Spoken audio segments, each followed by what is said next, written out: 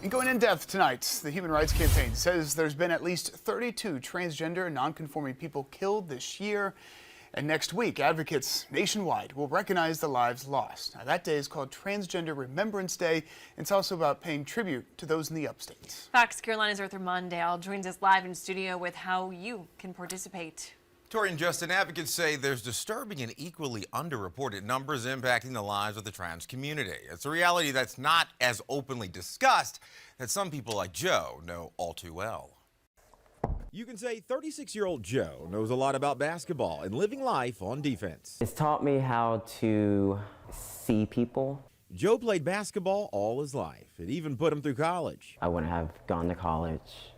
I wouldn't have gotten an education. It's also a place where his identity changed. He was born a woman who first identified as a lesbian before he transitioned from a woman to a man. It's how you identify on the inside, and it doesn't match the outside part. And as this population, the Human Rights Campaign says, faces a culture of violence, harassment, discrimination, and lack of legal protections. We have a right to be here, and we cannot allow hate or fear to dismantle our lives. And recent data from HRC shows there's a long road ahead. When it comes to the workplace, 27% of transgender employees report having been fired or denied a promotion due to their identity or expression. As for medical care, 1 in 3 say they've been denied medical services. I feel like being labeled has done more damage in America because it can be weaponized. We live in America, and everyone says America the Great, right? So if it's the great, then it should be inclusive of all people without discrimination or marginalization of anyone.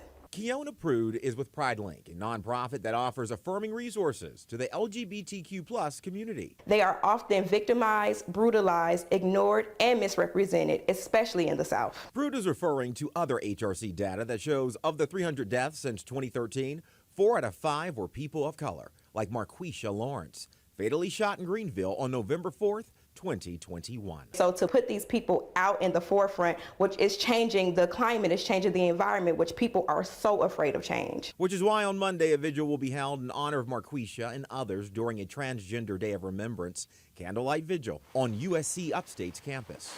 This event is not only to remember the lives that are lost, but it's to recognize the ones who are still here and recognize the people who are going to come. Now, it's important to mention the Human Rights Campaign estimates of the 300 deaths involving the trans and non-binary community, no arrest has been made in 40% of the cases, and the killer remains unknown or at large. Organizers of next week's event hope these vigils lead to justice. Arthur Mondale, Fox Carolina News.